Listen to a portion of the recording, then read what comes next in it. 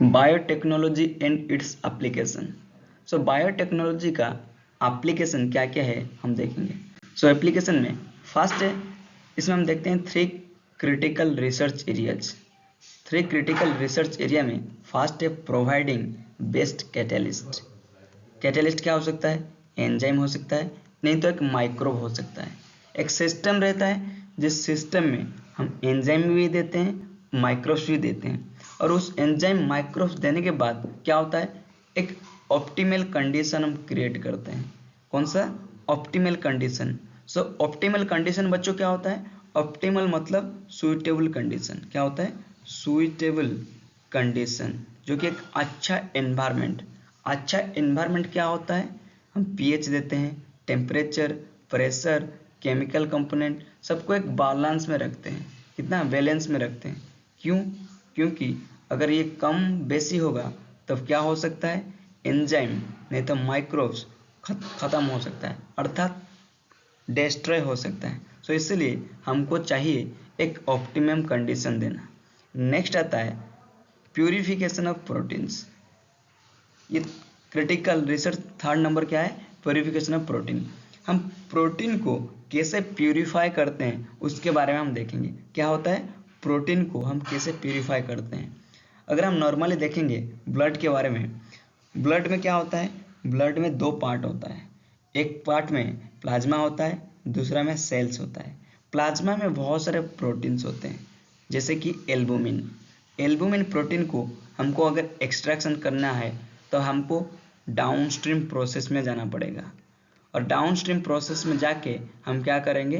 Protein को purify करेंगे। ये 3 क्रिटिकल रिसर्च एरिया है बायोटेक्नोलॉजी का। फर्स्ट क्या करते हैं? First providing best catalyst, enzyme और माइक्रोब। सेकंड में क्या करते हैं? हम ऑप्टिमल कंडीशन देते हैं, एक अच्छा कंडीशन देते हैं, पीएच, टेम्परेचर, प्रेशर सबको मेंटेन करते हैं। क्यों? क्योंकि जैसे जो एंजाइम हो, माइक्रोब हो, वो डीजेनरेट ना करे, डीनेचर ना करे, मतलब खराब ना हो जाए। थर्ड में क्या होता है? Purification of proteins. प्रोटीन को प्यूरिफाई करने के लिए हम एक प्रोसेस है जिसको हम बोलते हैं डाउनस्ट्रीम प्रोसेस। डाउनस्ट्रीम प्रोसेस में हमको जाना पड़ता है। सो ये है 3 क्रिटिकल रिसर्च एरियाज। नेक्स्ट में हम देखेंगे बायोटेक्नोलॉजी का एप्लीकेशन कैसे कैसे है। एप्लीकेशन में क्या है? फर्स्ट है diagnostic. So what is diagnostic? Diagnostic मतलब क्या होता है? Detection of disease. हम डिजीज को डिटेक्ट करते हैं। कैसे? बायोटेक्नोलॉजिकल टूल्स के माध्यम से हम डिजीज को डिटेक्ट करते हैं। एक एग्जांपल अगर देखेंगे, ब्लड शुगर। ब्लड शुगर को जो हम डिटेक्ट करते हैं, डिटेक्शन करने के लिए एक मशीन चाहिए और सिस्टम चाहिए, उसके माध्यम से हम क्या करते हैं? डिटेक्ट करते हैं। This is a biotechnological tool. Next आता है थेरापेटिक्स। थेरापेटिक क्या होता है? ये डिजीज को ट्रीटमेंट करता है। बायोटेक्नोलॉजी के माध्यम से हम डिजीज को ट्रीट करते हैं। जैसे कि हो सकता है एग्जाम्पल अगर हम देखेंगे, क्या क्या देख सकते हैं हम? अगर हम एग्जाम्पल देखेंगे, monoclonal antibody, monoclonal antibody, monoclonal antibody, recombinant vaccine, recombinant vaccine, ये सारे क्या है? ये सारे थेरापेटिक्स में आता है। नेक्स्ट आता है genetically modified crop. Genetically modified crop का मतलब क्या होता है? बहुत सारे जीन, मान लीजिए एक प्लांट से एक जीन लिए, दूसरा एक प्लांट से दूसरा जीन लिए, सो दोनों को मिला के क्या किए? एक रिकम्बिनेंट जीन फॉर्म किए। उस रिकम्बिनेंट जीन को हम फिर एक प्लांट में इंसर्ट किए, जिसके वजह से क्या होता है? Superior variety, superior quality of gene, superior protein बनाता है। इसका एप्लीकेशन है जेनेटिकली मॉडिफाइड क्रॉप में। नेक्स्ट आता है प्रोसेस्ड फूड। सो प्रोसेस्ड फूड क्या होता है? प्रोसेस्ड फूड मतलब क्या होता है? जो नॉर्मल फूड होता है हम उसको बायोटेक्नोलॉजी के थ्रू उसका एडिबिलिटी बढ़ा देते हैं। सेल्फ लाइफ अर्थात उसका स्टोरिंग कैपेबिलिटी, बहुत ज़्यादा टाइम तक स्टोर होकर रह सकता है, बहुत ज़्यादा समय तक स्टोर होके ये रह सकता है। नेक्स्ट एप्लीकेशन में बायो रिमेडिएशन। बायो रिमेडिएशन क्या होता है? बायो रिमेडिएशन मतलब हम कुछ माइक्रोब्स, कुछ एल्गी नहीं तो फंजी, ये सारे को यूज करके पॉल्यूशन को ट्रीट करते हैं। जिसको हम बोलते हैं बायो रिमेडिएशन। उसके बाद आता है वेस्ट ट्रीटमेंट। बच्चों वेस्ट ट्रीटमेंट क्या होता है? इंडस्ट्रियल जो वेस्ट आता है इंडस्ट्री से, जैसे कि हमारा होता है ऑयल स्पिल्स, फर्टिलाइजर, ये सारे वेस्ट को हम एंजाइम से नहीं तो माइक्रोब से डिग्रेड करते हैं, इसको हम बोलते हैं, और पॉल्यूशन को हम कम करते हैं, तो इसी को हम बोलते हैं वेस्ट ट्रीटमेंट। उसके बाद आता है energy production. So energy production में क्या होता है? जैसे कि गाड़ी में हमको चलने के लिए क्या चाहिए? पेट्रोल चाहिए। सेम चीज इसमें एनर्जी हम कहाँ से ये कर रहे हैं? माइनिंग करके एनर्जी निकाल रहे हैं। लेकिन plant source, animal source, plant animal source, LG, fungi, plant, ये सारे से हम क्या निकाल सकते हैं? सारे से हम बायोफ्यूल निकाल सकते हैं। ये जो बायोफ्यूल है, बायोडीजल भी हो सकता है, बायो इथेनॉल भी हो सकता है। सो ये एप्लीकेशन है एनर्जी का। ये सारे एप्लीकेशन किसका है? बायोटेक्नोलॉजी का। अगर हम नेक्स्ट देखेंगे एग्रीकल्चर के केस में क्या क्या होता है। अगर हम एग्रीकल्चर में कुछ चीज़ें देखेंगे क्या होता है, पहले देख लेते हैं। एग्रीकल्चर में क्या होता है, ये 3 पार्ट में है। एक है agrochemical, organic, genetically engineered. Agrochemical मतलब हम केमिकल यूज करके, कैसे केमिकल यूज करके प्लांट का यील्डिंग को बढ़ा सकते हैं, जो प्लांट का प्रोडक्शन लेवल है उसको कैसे इंक्रीज कर सकते हैं। सेकंड में आता है ऑर्गेनिक एग्रीकल्चर, जिसमें बिना कोई केमिकल के माध्यम से हम उसका यील्डिंग को बहुत बढ़ा सकते हैं। थर्ड में क्या आता है बच्चों? थर्ड में आता है जेनेटिकली इंजीनियर्ड क्रॉप, जैसे कि 2 जीन ट्रांसजीन को बना के हम कैसे बनाएंगे, जेनेटिक क्रॉप बनाएंगे। सो इसके बारे में हम डिटेल में पढ़ेंगे। सो इसमें देखिए आप, फर्स्ट में क्या है? Agrochemical based culture. Agrochemical based culture में क्या होता है? केमिकल फर्टिलाइजर यूज करते हैं, केमिकल पेस्टिसाइड यूज करते हैं। ये सारे यूज करने के बाद हमारा प्रोडक्टिविटी इंक्रीज होता है, परंतु बहुत ईयर के बाद क्या होता है? आफ्टर सम ईयर्स डिसएडवांटेजेस हमको देखने को मिलता है, जैसे कि डिक्रीज फर्टिलिटी ऑफ सॉइल। अगर ज़्यादा केमिकल अगर हम खाएंगे तब क्या होगा? ज़्यादा केमिकल खाएंगे तो बॉडी भी नुकसान होगा, और फर्टिलिटी, सॉइल का फर्टिलिटी भी डिक्रीज हो जाएगा। ये सारे हार्मफुल इफेक्ट लिविंग ऑर्गेनिज्म के ऊपर देखने को मिल रहा है, जिसके वजह से क्या हो रहा है? इससे बचने के लिए हम सेकेंड तरीका निकाले, जिसका नाम है organic farming. So what is organic farming? इसमें हम bio fertiliser, bio pesticides, bio insecticide provide करते थे। जैसे कि मान लो बायो फर्टिलाइजर नीम कोटेड, नीम को यूज करते थे। नीम के माध्यम से हम ऑर्गेनिक लेवल, जैसे कि बायो पेस्टिसाइड को भी रोकते थे, बायो इंसेक्टिसाइड को भी रोकते थे, जिससे क्या हो रहा था? हमारा प्रोडक्शन लेवल थोड़ा बढ़ जा रहा था। तो इसमें डिसएडवांटेजेस बहुत सारे हैं। एक क्या है? More expensive. क्यों? कि ये नॉर्मल कंडीशन में नहीं हो सकता। नॉर्मल कंडीशन में हम जैसे बना रहे हैं ना, कि यहाँ जाके खेत में एग्रोकेमिकल स्प्रे किए, बना दिए, ऐसे नहीं हो सकता। इसके लिए प्रॉपर माध्यम चाहिए। पॉलीबैग सिस्टम हो सकता है, नहीं तो कुछ ना कुछ सिस्टम चाहिए जिसके अंडर ऑर्गेनिक फार्मिंग किया जा सके। नेक्स्ट आता है प्रोडक्शन कॉस्ट। प्रोडक्शन कॉस्ट भी बहुत ज़्यादा होता है। स्मॉलर अमाउंट ऑफ प्रोडक्शन, ये एक मेजर इशू है। अमाउंट ऑफ प्रोडक्शन क्या होता है? स्मॉल होता है। अगर स्मॉल होगा, पूरे इतने बड़े सोसाइटी को हम प्रोवाइड नहीं कर सकते। थर्ड में आता है ससेप्टिबिलिटी टू इलनेस। इसमें क्या होता है? ये रोग के ज़्यादा इन्फेक्ट होते हैं, क्योंकि इनमें वो इतना एडेप्टिबिलिटी नहीं होता है कि सस्टेन कर सके। फाइनली आता है genetically modified organism. Genetically modified organism क्या होते हैं? बहुत सारे जीन का कॉम्बिनेशन में ट्रांसफ़र करके एक न्यू वेराइटी हम बनाते हैं। इस सारे के डिटेल में हम पढ़ेंगे बच्चों, जाके आगे पढ़ेंगे। सो नेक्स्ट देखिए use of GM plants. Genetically modified plant का एप्लीकेशन क्या है, एक के बाद एक पढ़ेंगे। So enhanced nutritional value of food. Food में जो न्यूट्रिशनल वैल्यू है उसको इंक्रीज कर देते हैं। कैसे करते हैं? एक एग्जाम्पल अगर देखेंगे, गोल्डन राइस। आप पूछेंगे गोल्डन राइस होता है क्या है? ये नॉर्मल राइस से थोड़ा डिफरेंट होता है। नॉर्मल राइस में क्या होता है? नॉर्मल राइस में ये जो विटामिन ई कंटेंट होता है वो थोड़ा कम होता है। गोल्डन राइस में विटामिन ए बहुत ज़्यादा होता है, और इसको बनाने के लिए हमको बायोटेक का एप्लीकेशन चाहिए। और कैसे चाहिए, चलिए हम आगे देखते हैं। सो यहाँ पर ये दो राइस है, ये है नॉर्मल राइस, ये है गोल्डन राइस। और गोल्डन जो राइस है ना, थोड़ा सोना सोना दिख रहा है। गोल्डन राइस क्या है, थोड़ा गोल्डन कलर का दिख रहा है। नेक्स्ट क्या है, अगर हम इसमें देखेंगे इसको हम कैसे बनाते हैं। पहले एक प्लांट है जिसका नाम है, अगर हम थोड़ा लिटिल पीछे देखते हैं, ये एक नॉर्मल राइस ना, ये एक गोल्डन राइस है। अगर गोल्डन राइस को आप देख सकते हैं, ये थोड़ा गोल्डन भी दिख रहा है यहाँ पर। नेक्स्ट आता है हम बनाते कैसे हैं, बायोटेक्नोलॉजी के माध्यम से कैसे बनाते हैं। पहले हम क्या करते हैं, एक प्लांट है जिसका नाम है डेफोडिल। डेफोडिल प्लांट से एक जीन है जिसका नाम है beta carotene gene. Beta carotene gene को हम क्या किए, आइसोलेट किए, निकाल दिए। निकालने के बाद हम उसको दूसरे एक बैक्टीरिया में ट्रांसफ़र करेंगे। किस में ट्रांसफ़र करेंगे, बैक्टीरिया में ट्रांसफ़र करेंगे।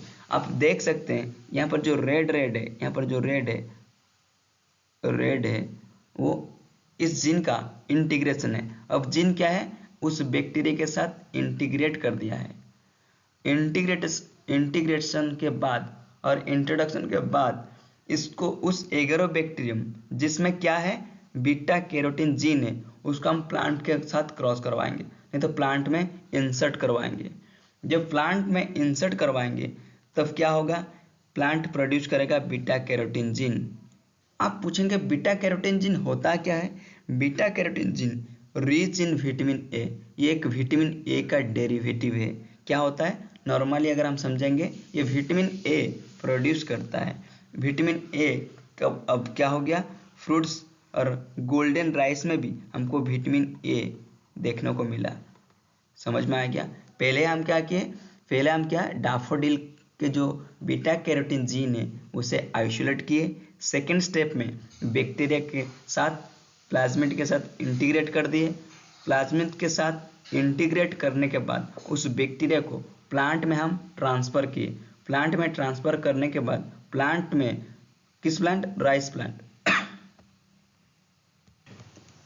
राइस प्लांट के साथ क्या किया, हम उसको इंटीग्रेट किए। ये है राइस प्लांट। राइस प्लांट के साथ जब किए, जब राइस निकला उसमें गोल्डन कलर आ गया।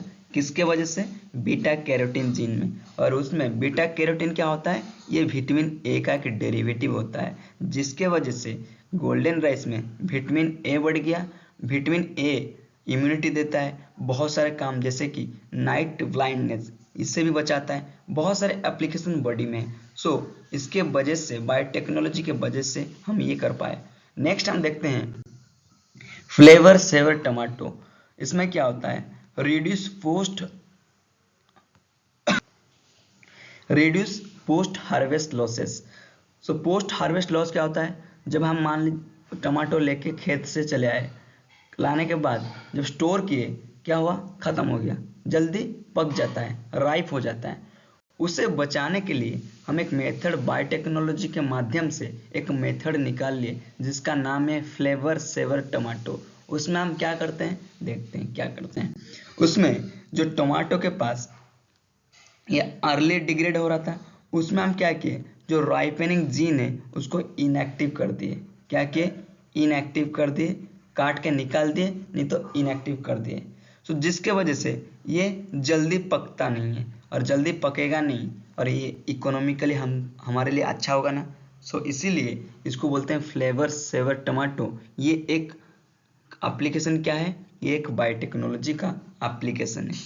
सो नेक्स्ट में देखेंगे, क्या देखेंगे, कुछ और केस जिसमें एप्लीकेशन बायोटेक्नोलॉजी एक है, to increase tolerance against biotic stress. Abiotic stress के अगेंस्ट में इंक्रीज टॉलरेंट मतलब पूरा खड़े होगा, कुछ नहीं होगा इसका। एबायोटिक स्ट्रेस जितना भी होगा उसके अगेंस्ट में खड़ा होगा। कैसे, जैसे कि कोल्ड हो सकता है, ड्रॉट हो सकता है, हीट हो सकता है, सल्ट हो सकता है। हम ध्यान से सुनिए अब। सो मान लो यहाँ पर देखिए, यहाँ पर एक जीन है, यहाँ पर भी एक प्लांट है। एक जीन दूसरे प्लांट से निकाल के इस प्लांट में हम क्या किए, इंसर्ट किए। एक प्लांट, ये जो एक प्लांट है, प्लांट ए, ये जो प्लांट है प्लांट बी। प्लांट ए क्या कर रहा था, ये हीट को सह नहीं पा रहा था, नॉट टॉलरेट। बट अगर हम उससे प्लांट बी में देखेंगे, प्लांट बी में एक जीन, दूसरा एक जीन इंसर्ट है और दूसरा एक जीन बाहर से लाके इसमें हम पुट कर दिए, छोड़ दिए हैं, जिसके वजह से क्या हुआ, वो कोल्ड को भी प्रोटेक्ट कर रहा है। अगर ड्रॉट जीन होगा, ड्रॉट को भी प्रोटेक्ट करेगा। अगर हीट जीन होगा, हीट बहुत सारे जितना भी हीट होगा उससे भी ये प्रोटेक्ट होगा। अगर सल्ट होगा, बहुत ज़्यादा सल्ट होगा, उससे भी ये बचा सकता है। जिसके वजह से क्या होगा, अगर हम देखेंगे समंदर के एरिया में, अगर हम देखेंगे बहुत सारे हीट एरिया में, ये सारे प्लांट सर्वाइव कर सकता है। ये एक एप्लीकेशन है बायोटेक्नोलॉजी का। नेक्स्ट एप्लीकेशन क्या है, हम एक प्लांट है जिसका नाम है ब्रेसिका नापस। ब्रेसिका नापस में क्या करते हैं, ह्यूरिडीन प्रोडक्शन करते हैं। ह्यूरिडीन क्या होता है, ये एक एंटी क्लॉटिंग फैक्टर जो कि ब्लड को जमाट बांधने नहीं देता है। ब्लड जो क्लट कर जाता है उसे बांधने नहीं देता है। यह हम कैसे बनाते हैं, एक दूसरा एक जीन लाते हैं, दूसरा एक जीन लाके ब्रासिका में इंसर्ट कर देते हैं। वो ब्रासिका में इंसर्ट करने के बाद तब क्या होता है, ये ह्यूरिडीन बनाता है। ह्यूरिडीन को हम क्या बोलते हैं, एंटी क्लॉटिंग फैक्टर। सो उसके बाद अगर हम देखेंगे नेक्स्ट में, to produce weedicide and herbicide resistance plant. So weedicide herbicide क्या होता है, मान लो अगर यहाँ पर देखेंगे हम, मान लो यहाँ पर एक प्लांट है, यहाँ पर एक छोटा वीड्स है। अगर हम वीड्स को मारने के लिए केमिकल यूज करते हैं तब ये प्लांट भी मर जाता था। सो इसके लिए हमको क्या दिमाग में आया, दिमाग में ये आया कि जेनेटिकली मॉडिफाइड कर देंगे, वीड इसके ऊपर अटैक ही नहीं कर सकता। ये जो वीड है इसके ऊपर अटैक ही नहीं कर सकता। सो इसीलिए ना हर डिफरेंट प्लांट उसके ऊपर अटैक कर सकते हैं, ना कुछ भी हो सकता है। सो इसलिए हम जेनेटिकली मॉडिफाइड कर दिए। समझ में आ गया। उसके बाद देखेंगे increase efficiency of mineral usages by plants. So इसमें क्या होता है, जो सॉइल होता है, सॉइल में क्या होता है, मिनरल्स कम हो जाता है। मिनरल्स कम हो जाएगा तब क्या होगा, प्लांट नहीं ले सकता है, जिसके वजह से क्या होता है, दिक्कत होता है। हम बायोटेक्नोलॉजी के माध्यम से सॉइल में क्या करते हैं, मिनरल को बहुत बढ़ा देते हैं। बहुत बढ़ा देंगे तो क्या होगा, प्लांट एब्जॉर्ब करेगा, प्लांट एब्जॉर्ब करेगा तो सस्टेन करेगा, सॉइल इरोजन भी नहीं होगा। ये एक बायोटेक्नोलॉजी का मेथड है। नेक्स्ट में देखेंगे to reduce chemical pesticide and different herbicide. So इसके लिए हम डिटेल में आगे जाके पढ़ेंगे, ये सारे सिलेबस में मेंशन है, इसका डिटेल हम आगे जाके पढ़ेंगे।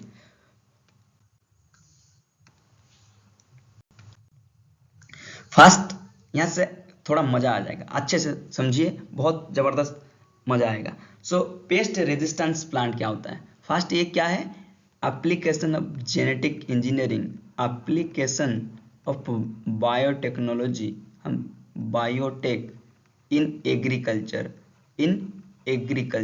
जिसे हम जेनेटिक इंजीनियरिंग भी कह सकते हैं। फर्स्ट क्या है, पेस्ट रेजिस्टेंस प्लांट के बारे में पढ़ रहे हैं। किसके बारे में, पेस्ट रेजिस्टेंस प्लांट। सो पेस्ट रेजिस्टेंस प्लांट होता है क्या है, जो पेस्ट रेजिस्टेंट मतलब जो इंसेक्ट होते हैं उनको रेजिस्ट करता है। अब बोलेंगे कैसे करते हैं, हम पढ़ेंगे कैसे करते हैं। सो एक है इंसेक्ट रेजिस्टेंस प्लांट। फर्स्ट क्या है, insect resistance plant. Insect resistance plant में एक पॉइंट लिखा, देखिए बीटी प्लांट और बीटी क्रॉप। बीटी मतलब बैसिलस थूरिनजेनेसिस। ये क्या है, ये एक बैक्टीरिया है। ये बैक्टीरिया में कुछ ना कुछ होगा जिसके वजह से बीटी प्लांट होगा, नहीं तो बीटी क्रॉप होगा। क्या होगा हम देखेंगे। और best example of insect resistance plant, BT plant क्या होता है, इसके पास एक जीन है जिसका नाम है क्रायोजीन। सो बीटी क्या होता है, ये एक बैक्टीरिया है, ये इसका क्रोमोसोमल डीएनए है, ये प्लाज्मिड है। मान लो इसके प्लाज्मिड में एक जीन है जिसका नाम है क्रायोजीन। क्या है, क्रायोजीन। ये क्रायोजीन क्या करता है, ये एक टॉक्सिक प्रोटीन बनाता है जिसे हम बोलते हैं बीटी प्रोटीन। क्या बोलते हैं इसको, हम बोलते हैं बीटी प्रोटीन। सब डिस्कस करेंगे, पूरा डिटेल डिस्कस करेंगे, समझ में आ जाएगा सब। बीटी प्रोटीन बोलते हैं इसको, हम क्या बोलते हैं, बीटी प्रोटीन। समझ में आ रहा है बच्चों सब? सो इसमें क्या होता है, बीटी प्रोटीन बच्चों बनाते हैं। सो नेक्स्ट देखिए हम बनाते हैं कैसे। ये एक बीटी टॉक्सिन जीन है जो कि क्या बनाता है, बीटी प्रोटीन बनाता है। उसको हम प्लांट में छोड़ देते हैं। कैसे छोड़ेंगे, जेनेटिक इंजीनियरिंग के थ्रू उस बैक्टीरिया को प्लांट में छोड़ देंगे। उसके बाद अब ये रिकम्बिनेंट जीन बना देगा। क्या बनाएगा, रिकम्बिनेंट जीन बनाएगा। रिकम्बिनेंट जीन जब बनाएगा तब कैसे होगा हम देखेंगे स्टेप बाय स्टेप। इसके थ्रू और एक पॉइंट लिखा गया है, बीटी कटन भी बना सकते हैं, बीटी कॉर्न भी बना सकते हैं, BT rice, tomato, potato, soybean, ये सारे बना सकते हैं। लेकिन हमारे सिलेबस में क्या दिया गया, बीटी कटन के बारे में दिया गया। आराम से पढ़ेंगे अच्छे से समझ में आ जाएगा बीटी कटन क्या होता है। सो बीटी कटन क्या होता है, बीटी कटन से पढ़ने से पहले थोड़ा 2-4 पॉइंट पढ़ लेते हैं। बीटी टॉक्सिन जीन, एक पॉइंट लिखा गया, the choice of gene depends upon the crop. Crop के ऊपर डिपेंड करता है, क्रॉप क्या है क्या नहीं है इसके ऊपर मेजरली डिपेंड करता है। द टारगेटेड पेस्ट, ध्यान में रखिए, क्रॉप के ऊपर भी डिपेंड करता है और टारगेटेड पेस्ट के ऊपर भी डिपेंड करता है। सो इसीलिए बीटी टॉक्सिन क्या होता है, इंसेक्ट ग्रुप स्पेसिफिक, और BT toxin insect group specific भी है, क्रॉप के ऊपर डिपेंड करेगा, टारगेट पेस्ट के ऊपर। सो इसीलिए हम बोलते हैं ये इंसेक्ट स्पेसिफिक है। नेक्स्ट में देखिए ये कहाँ से कोड हो रहा था, क्रायोजीन से। अगर ये एक जीन है, ये एक जीन है, एक जीन से प्रोटीन बना रहा है, एक प्रोटीन बना रहा है। क्राई आईएसी जिससे क्राई आईएसी जीन से निकल रहा है cry IAC protein, cry IAB, ये क्राई आईएबी प्रोटीन कहाँ से निकल रहा है, क्रायोजीन से। सो इसका काम क्या है, कटन बोल ओम्स को प्रोटेक्ट करना और इसको मार देना, जिसके वजह से क्या होगा, ये कटन को इन्फेक्ट नहीं कर सकता है, अफेक्ट नहीं कर सकता है। नेक्स्ट जीन क्या है, क्राई आईए जीन। क्राई आईए जीन से एक प्रोटीन निकलता है, ये कॉर्न बोरर को कंट्रोल करता है। क्या करता है, कंट्रोल करता है। सो ये था बीटी टॉक्सिन जीन के बारे में पढ़ लिए। अब थोड़ा चलते हैं बीटी कटन क्या होता है देखते हैं। बीटी कटन क्या होता है, bacillus thuringiensis produce protein that kill the certain insect. जैसे कि बैसिलस थुरिनजेनिसिस क्या होता है, कुछ प्रोटीन प्रोड्यूस करता है जिसमें हम देखेंगे लेपिडोप्टेरन्स। लेपिडोप्टेरन्स क्या है, टोबैको बोर्डवर्म को इन्फेक्ट करता है, आर्मी वर्म को इन्फेक्ट करता है।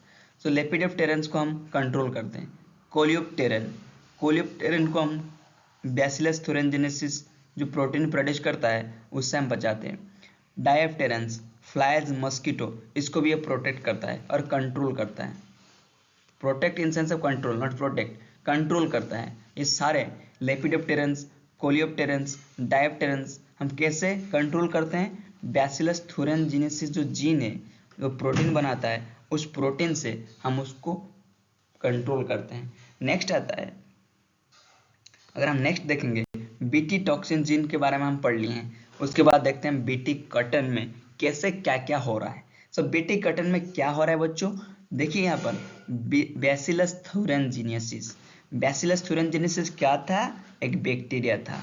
ये बैक्टीरिया में क्या हो रहा था, ये बैक्टीरिया में एक प्रोजीन था जिसका नाम था बीटी जीन। क्या था, बीटी जीन। बीटी जीन क्या बना रहा था, बीटी प्रोटीन बना रहा था। ये जो बीटी प्रोटीन है ना, एक टॉक्सिक है और जहर है। लेकिन एक बात ध्यान रखिए, एक ध्यान रखिए क्या है, ये बैक्टीरिया के अंदर क्या होता है, इनएक्टिव होता है। आगे जाके आगे स्लाइड में हम आपको दिखाएंगे कैसे इनएक्टिव होता है, कैसे प्रोटीन बनता है। सो क्या होता है, बीटी प्रोटीन बन गया। बीटी प्रोटीन बनने के बाद नेक्स्ट स्टेप में हम देखते हैं कि ये इनएक्टिव है। कहाँ है, बैक्टीरिया के अंदर इनएक्टिव है। जब एक इनएक्टिव है, इसको हम अभी क्या किए, इसको हम ट्रांसफ़र कर दिए, इस जीन को प्लांट के अंदर ट्रांसफ़र कर दें। ये प्लांट है, ये बीटी जीन है, प्लांट के अंदर ट्रांसफ़र कर दिए। जब प्लांट को इंजेस्ट करने के लिए इंसेक्ट आएगा, क्या आएगा, इंसेक्ट आएगा, तब क्या होगा, इंसेक्ट जब खाएगा उसके जो अंदर स्टोमक है, स्टोमक के अंदर एल्कालाइन पीएच है, जिसके वजह से स्टोमक और गट के अंदर क्या है, एल्कलाइन पीएच है, जिसके वजह से क्या होगा, जिसके वजह से उसके यहाँ पर इंटेस्टाइन लिख देते हैं, नॉट स्टोमक, इंटेस्टाइन। इंटेस्टाइन क्या होगा, जिसके वजह से ये प्रोटीन एक्टिव हो जाएगा। अगर ये प्रोटीन एक्टिव हो गया तब क्या होगा, activated protein to surface of mid gut epithelial cell, ये जो मिड गट के एपिथेलियल सेल्स हैं उसमें जाके बाइंड कर जाएगा। उसमें जब बाइंड करेगा तब इसमें क्या करेगा, क्रिएट पोर्स बना देगा। जब पोर बनाएगा क्या होगा, सेल लाइसिस होगा। सेल लाइसिस होने के वजह से सेल डेथ होता है। और एक बार हम समझा देते हैं। पहले एक जीन है बैक्टीरिया के पास जिसका नाम है क्रायोजीन। क्रायोजीन के जब एक प्रोटीन बनाता है उसको हम बोलते हैं क्रिस्टल प्रोटीन, टॉक्सिक प्रोटीन, जो कि एक इनएक्टिव है, जिसे हम बोलते हैं क्रायो प्रोटीन और बीटी प्रोटीन। और बीटी प्रोटीन बैक्टीरिया के अंदर क्या है, इनएक्टिव है। उस जीन को लेके हम प्लांट में किस माध्यम से इंसर्ट किए। उसके बाद हम देखते हैं कि जब आता है इंसेक्ट खाने के लिए प्लांट का लीफ वगैरह, उसमें क्या होता है, खा लिया, खाने के बाद उसमें जो उसका इंटेस्टाइन है, इंटेस्टाइन में एल्कालाइन पीएच है। जब एल्कालाइन पीएच के कांटेक्ट में प्रोटीन आता है तब क्या होता है, उसके एपिथेलियल सेल्स को बाइंड कर जाएगा। बाइंड करने के बाद उसमें पोर क्रिएट करेगा। पोर क्रिएट करेगा तो सेल लाइसिस होगा। सेल लाइसिस होने की वजह से सेल डेथ होता है। सो ये था डिस्कशन। यहाँ पर देखिए सेम चीज, क्रायोजीन है, क्रायोजीन क्या बना रहा है, क्राय एमआरएनए बना रहा है। एमआरएनए से क्या निकलता है, प्रोटीन निकलता है बच्चों।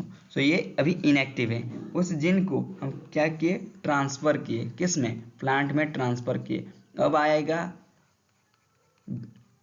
अब क्या आएगा, खाने के लिए आएगा। अभी खाने के आएगा तो उसके बाद प्रोटीन एक्टिवेट हो जाएगा गट में, उसके बाद डेथ हो जाएगा, जो कि हम डिस्कस कर चुके हैं।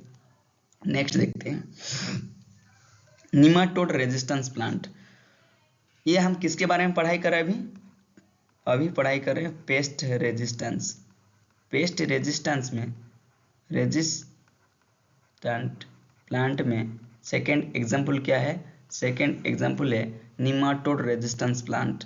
निमाटोड रेजिस्टेंस प्लांट में हम देखेंगे एक निमाटोड है।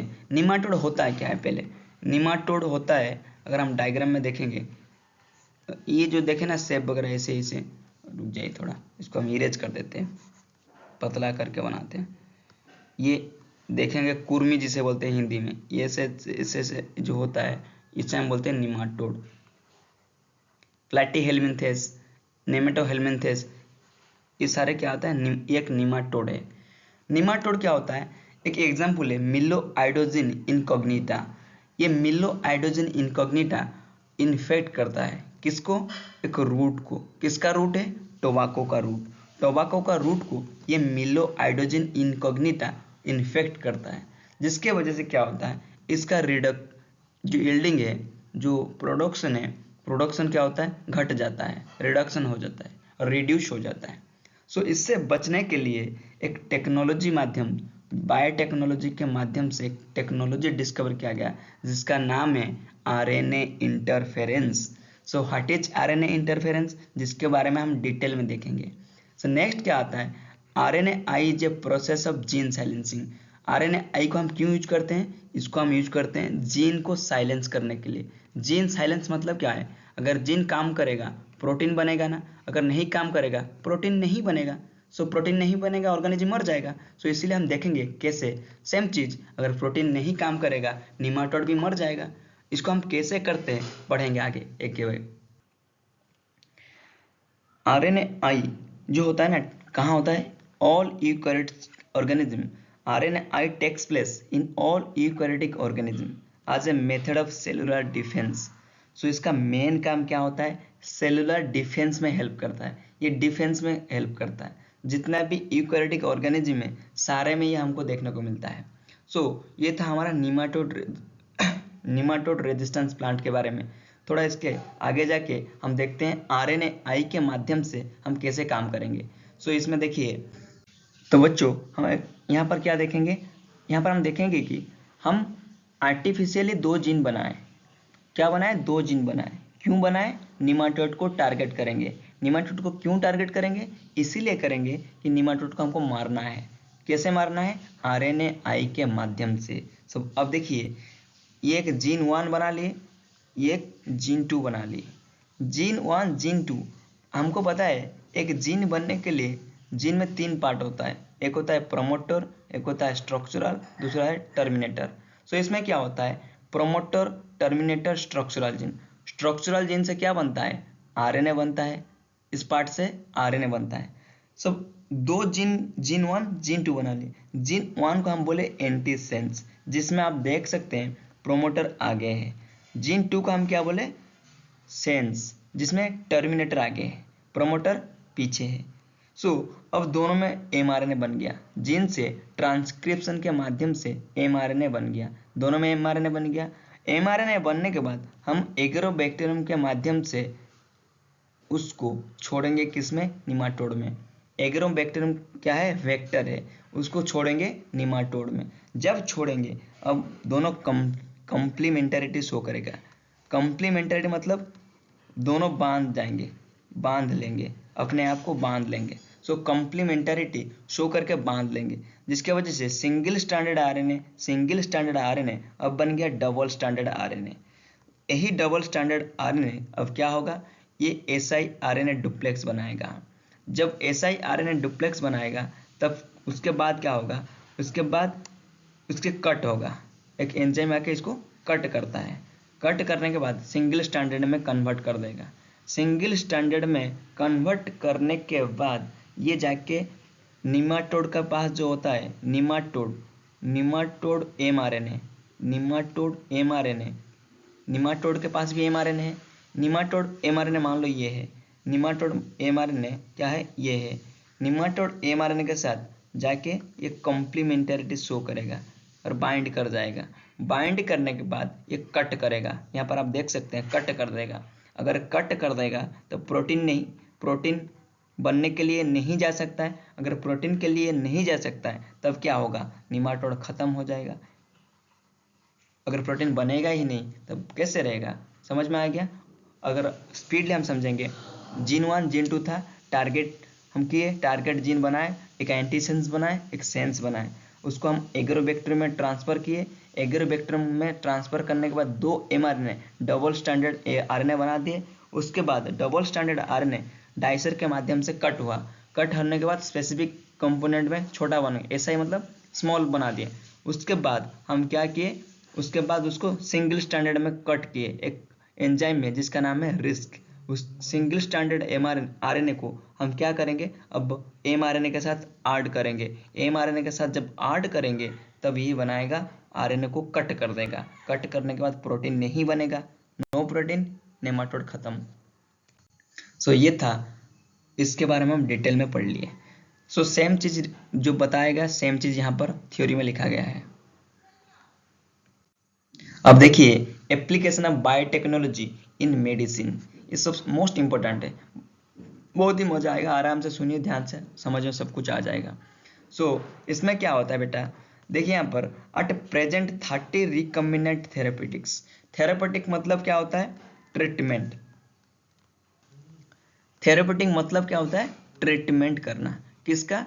इन्हें डिजीज जो होता है, कुछ डिजीज को हम ट्रीट करते हैं, उसके लिए हम रिकम्बिनेंट टेक्नोलॉजी यूज करते हैं। जैसे कि मान लो कोरोना वैक्सीन में हम रिकम्बिनेंट RNA टेक्नोलॉजी यूज करते थे, recombinant RNA। Recombinant RNA technology ये क्या है? एक रिकम्बिनेंट टेक्नोलॉजी है, ये एक बायोटेक का एप्लीकेशन है। सेम चीज अगर हम देखेंगे, यहाँ पर जो लिखा गया हमारा सिलेबस एनसीईआरटी के बेसिस पे, at present 30 recombinant therapeutic have been approved. कितना है? 30 है, जिसमें इंडिया में आउट ऑफ 12 है। अभी कितना है? 12 प्रेजेंट है, प्रेजेंटली बीइंग मार्केटेड। 12 मार्केट होता है इंडिया में। नेक्स्ट आता है, एक देखते हैं हमारे सिलेबस के वाइज, सिलेबस के वाइज एक दिया गया फॉर्मेशन ऑफ इंसुलिन के बारे में दिया गया। इंसुलिन में क्या होता है? इंसुलिन का हम प्रोड्यूस कैसे करेंगे और उसको एप्लीकेशन क्या है? फास्ट इंसुलिन होता क्या है? इंसुलिन एक प्रोटीन है। क्या है? प्रोटीन है बच्चों। ये प्रोटीन में क्या है, पेप्टाइड है, 3 पेप्टाइड है, A B C mature protein, क्या बोलते हैं इसको, mature insulin. So what is mature means ये फंक्शनल है, जो कि आगे जाके पूरा डिटेल में पढ़ेंगे। अगर ए बी सी तीनों मिल जाते हैं, इसको हम बोलते हैं प्रो इंसुलिन, क्या बोलेंगे, प्रो इंसुलिन। अगर ये दोनों रहेंगे ए बी, उसे बोलते हैं मैच्योर। अगर तीनों मिलेंगे, प्रो इंसुलिन। आगे जाके हम डिस्कस करेंगे। सो इंसुलिन का मेन काम क्या है, ट्रीटमेंट ऑफ डायबिटीज। डायबिटिक को ये ट्रीट कर रहा था। फास्ट क्या हो रहा था ना, अर्ली, जो पहले सब क्या हो रहा था, जो अर्ली था मतलब बहुत पहले, तब क्या हो रहा था, हम पैनक्रियाज को कहाँ से एक्सट्रैक्ट कर रहे थे, कहाँ से निकाल रहे थे, स्लॉटर्ड कैटल और स्लॉटर पिग से। जब निकाल रहे थे, जब पेशेंट को हम दे रहे थे जो स्लॉटर्ड कैटल और पिग से निकाल के, तब क्या हो रहा था ना बेटा, पेशेंट एलर्जी शो कर रहा था। सो इसलिए बच्चों, एलर्जी जब शो कर रहा है तब क्या होगा, दिक्कत हो जाएगा। सो इसलिए हमको चाहिए कि एलर्जी ना क्रिएट करे, इसलिए हम दूसरा मेथड में यूज किए, जिसका नाम है बायोटेक्नोलॉजी। देखिए यहाँ पर ध्यान से। सो इसमें क्या है, ये एक इंसुलिन पेप्टाइड है। इंसुलिन पेप्टाइड में 3 पार्ट है, ये ए पार्ट, सॉरी ये सी पार्ट, ये ब्लू वाला लिखा गया क्या है, ए पार्ट। अगर हम रेड में देखेंगे, ये ए, ये ग्रीन वाला बी, ये सी पार्ट है। कितना पार्ट है, सी पार्ट। अगर ये तीनों कॉम्बिनेशन रहेगा, हम इसे बोलते हैं प्रो इंसुलिन। इस स्टेज को बोलेंगे प्रो इंसुलिन।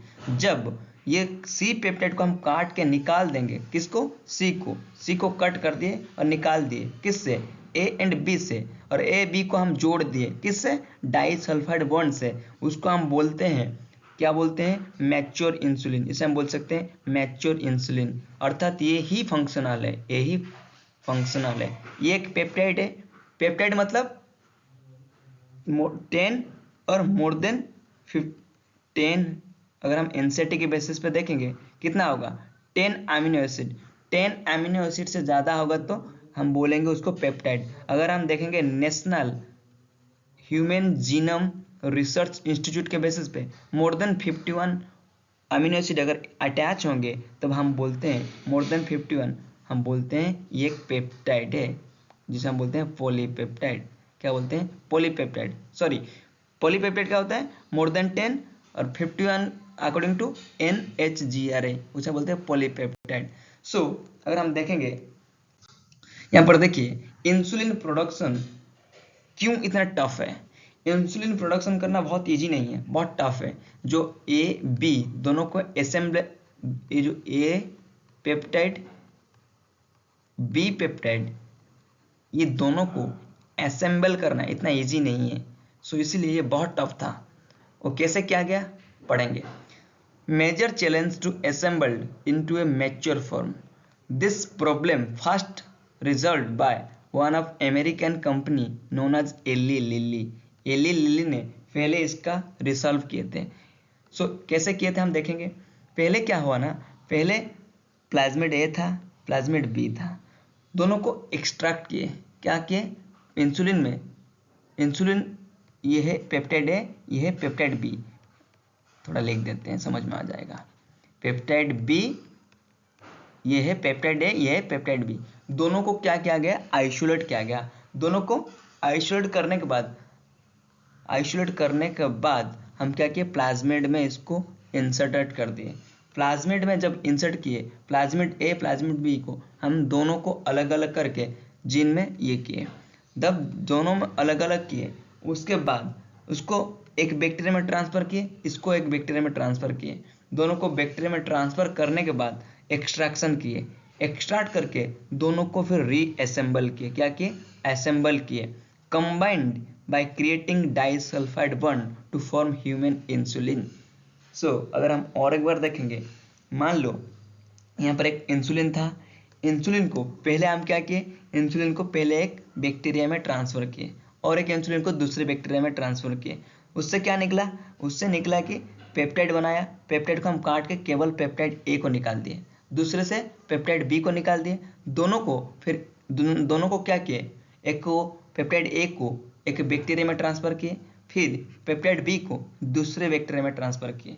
उसके बाद में हम क्या किए, फिर दोनों बना लिए। दोनों बनाने के बाद हम उसको डाइसल्फाइड ब्रिज के माध्यम से क्या किए, कंबाइन कर दिए और मैच्योर इंसुलिन में फॉर्मेशन किए। अब क्या है, ये फंक्शनल फॉर्म में है, अब ये काम कर सकता है।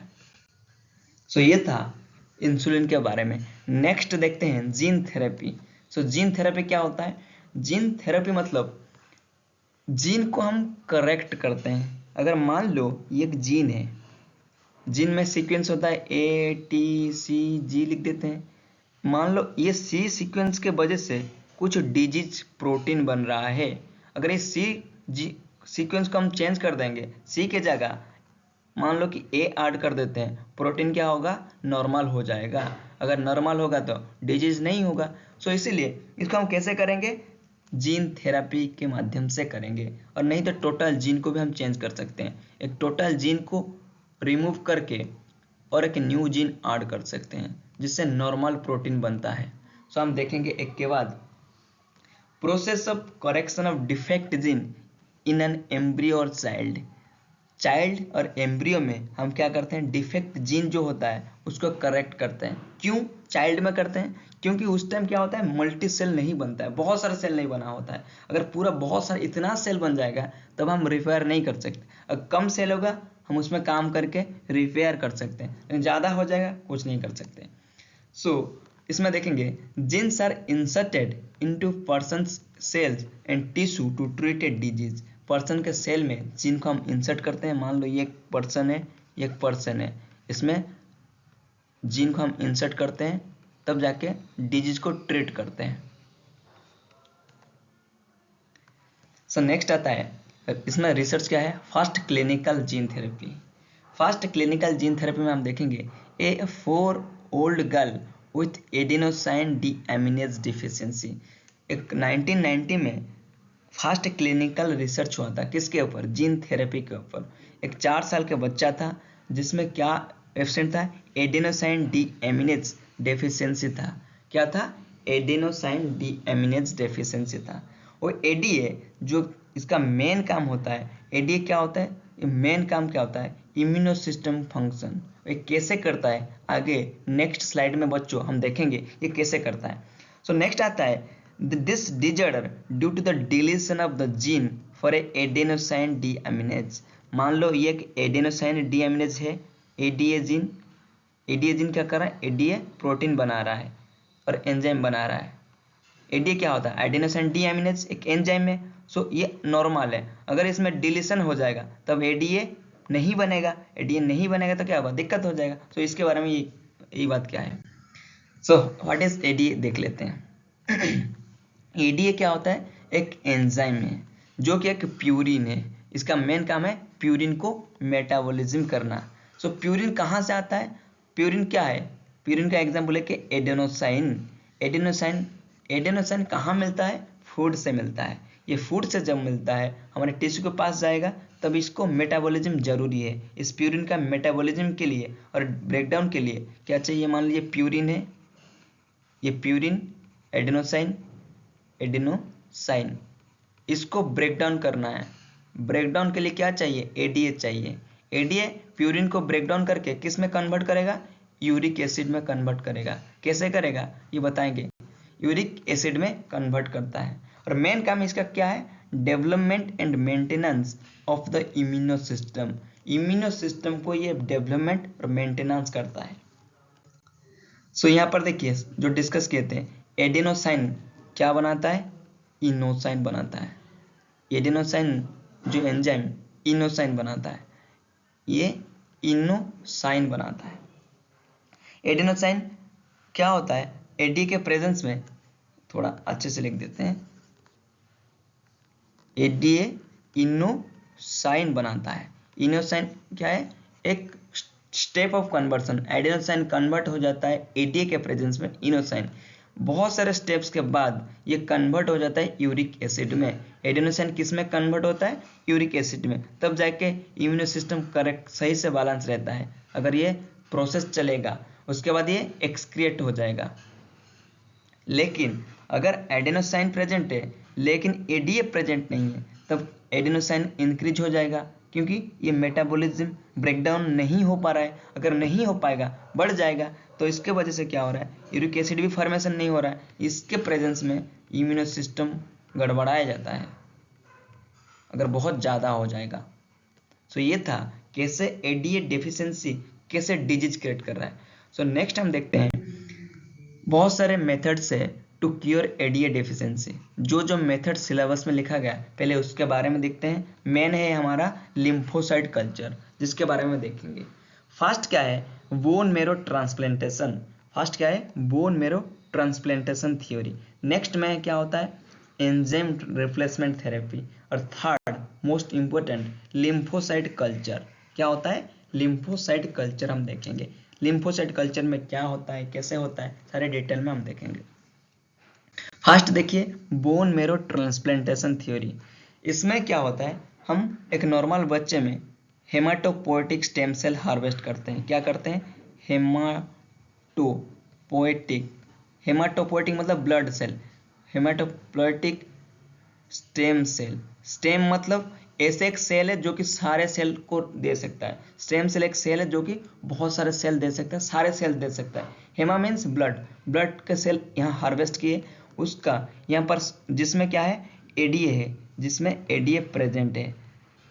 इस एडीए को लेके भगा के यहाँ एक बच्चे को दे दिए, जिसमें जो पेशेंट है उसमें लेके हम दे दिए, जिसके वजह से इसमें भी एडीए डेफिशिएंसी क्या हुआ, एडीए डेफिशिएंसी जो शॉर्ट था वो भी रिलीज हो गया। लेकिन ये क्या करना है, टाइम के साथ टाइम हमको इसको री इन्फ्यूज करना पड़ता है। क्या करना पड़ता है, री इन्फ्यूज। एक बार करने से नहीं होगा, बार बार करना पड़ता है, जब तक जरूरत है तब तक करना पड़ता है। ये था बोन मेरो ट्रांसप्लांटेशन के बारे में। नेक्स्ट बच्चों, एंजाइम रिप्लेसमेंट थेरेपी होता है क्या है। इसमें हम क्या करते हैं ना, एक फंक्शनल, मान लीजिए ये एक इंजेक्शन है। क्या है, ये एक इंजेक्शन है। इंजेक्शन के अंदर एडीए एंजाइम प्रेजेंट होता है। इंजेक्शन के अंदर क्या होता है, एडीए एंजाइम। ये एंजाइम को हम देते हैं, पेशेंट को देते हैं, इंजेक्ट करते हैं, जिसके वजह से क्या होता है, एडीए का जो डेफिशिएंसी था वो अच्छा हो जाता है। डेफिशिएंट पेशेंट में एडीए बढ़ जाता है। एडीए बढ़ेगा तो क्या होगा, एडीए डेफिशिएंसी घट जाता है। सो ये क्या था, enzyme replacement therapy. So next हम देखेंगे लिम्फोसाइट कल्चर क्या होता है। सो लिम्फोसाइट कल्चर में थोड़ा पढ़ लेते हैं, उसके बाद डायग्राम में हम समझ लेते हैं। पहले क्या होता है, अगर आप देखेंगे, lymphocyte from the blood of patient are grown in culture outside the body. Patient से हम लेते हैं ब्लड से लिम्फोसाइट लेके कल्चर में उसको ग्रो करवाते हैं। डायग्राम में हम देखेंगे, डायग्राम के माध्यम से हम अच्छे से देखेंगे बच्चों। अभी आप समझ जाए खाली थोड़ा क्या एग्जैक्टली है। A functional ADA complementary DNA using retroviral vector. Retroviral मतलब जिसमें क्या होता है, आरएनए से कॉम्प्लीमेंटरी बना के हम डीएनए बनाते हैं। सो एडीए का कॉम्प्लीमेंटरी डीएनए लेते हैं। सो एडीए का कॉम्प्लीमेंटरी डीएनए इंट्रोड्यूस करेंगे किसमें, लिम्फोसाइट में। उसके बाद this cells are not immortal. ये जो सेल है ये इमोर्टल नहीं है। पेशेंट को पीरियोडिक टाइम के इन्फ्यूजन करना पड़ता है। एक बार हो जाएगा तो नहीं होगा, इसको बार बार इन्फ्यूज करना पड़ता है, जो कि जेनेटिकल इंजीनियर्ड लिम्फोसाइट है। जो सेल्स है ये इमोर्टल नहीं है, इसीलिए बार बार हमको इन्फ्यूजन करना पड़ता है, जो जेनेटिक इंजीनियर्ड लिम्फोसाइट है। नेक्स्ट क्या है, सबसे इंपॉर्टेंट, अर्ली एम्ब्रियोनिक स्टेज में हम देते हैं। किस स्टेज में, अर्ली एम्ब्रियोनिक स्टेज में। क्यों, क्योंकि परमानेंट क्योर कुड भी लिखा गया, मतलब मैक्सिमम चांस है कि ये परमानेंट क्योर हो सकता है, क्योंकि उस टाइम क्या होता है, कम सेल होता है। अगर कम सेल होगा तब क्या होता है, कम सेल होगा तो ये क्योर हो सकता है। अगर बहुत ज़्यादा सेल, करोड़ों सेल बन जाएंगे, तब इतना जल्दी हम क्योर नहीं कर सकते। सो एम्ब्रियोनिक स्टेज सुइटेबल है। नेक्स्ट देखिए डायग्रामेटिकली, ये एक पेशेंट है, पेशेंट से हम ब्लड निकाल लिए। ब्लड में होता है RBC, WBC, platelet. RBC, WBC, platelet. WBC बहुत 3-4 प्रकार का होता है। उसमें एक प्रकार होता है लिम्फोसाइट, क्या होता है, लिम्फोसाइट। ये एक सेल है, इसके पास भी डीएनए है, जीन है। इस जीन से क्या बनता है, एडीए बनता है। एडीए का काम क्या है वो भी हम आपको बता चुके हैं। इसको लेके बच्चों हम कल्चर में डाल देंगे। कल्चर में डालने के बाद आप बोलेंगे कल्चर होता क्या है। कल्चर में क्या करते हैं, सेल का ग्रोथ करते हैं। इस सेल का ग्रोथ हो सकता है, माइक्रोब्स का ग्रोथ हो सकता है। कैसे, एक सुइटेबल एनवायरनमेंट है जिसमें न्यूट्रिशन है, बहुत सारे मीडियम्स है, सारे के वजह से सेल का ग्रोथ होता है। उसके बाद कॉम्प्लीमेंटरी डीएनए एक रेट्रोवायरस के थ्रू हम डालेंगे, जिसके वजह से ये क्या होगा, एडीए जीन बनेगा। एडीए जीन जब बनेगा तब इसको हम क्या बनेंगे, ट्रांसफर करेंगे पेशेंट के पास पीरियडिकली इन्फ्लुएंस, जब जब जरूरत पड़ेगा तब ट्रांसफर करेंगे। ये था the overall process of lymphocyte culture and ADA deficiency को हम कैसे रिड्यूस कर सकते हैं, कैसे ट्रांसफ्यूज करके रिड्यूस कर सकते हैं। Thank you students, I hope आप सबको समझ में आ गया होगा।